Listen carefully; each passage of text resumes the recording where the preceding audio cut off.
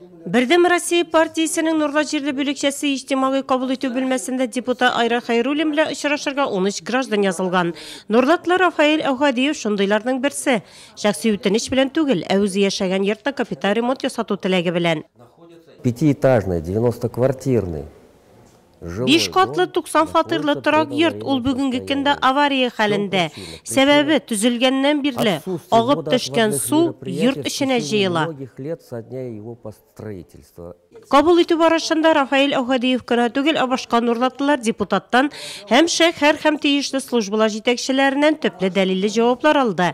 Мөрәҗәгатьләр күп төрле, арада шәхси үтенеч белән дә килүчеләр бар. Гражданнар үзләре яшәгән авыл җирлекләрендәге социаль объектларны ремонтлау, торак коммуналь хуҗалыгында борчыган сораулар белән мөрәҗәгать итте. Халыкның активлыгын Айрат Хәйруллин да ассызыклап үтте. Бик төрле сораулар белән кешеләр килә. Янган йорттан да килгән кешеләр бар. Кайбер кешеләр киләләр справедливость эзләп. Кайбер кешеләрне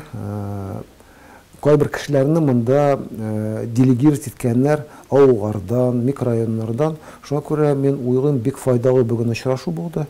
Депутат мөрәҗәгатьләрнең кайберләрен яңадан өйрәнеп, тиздән булачак пленар утырышта карарга вәгъдә итте.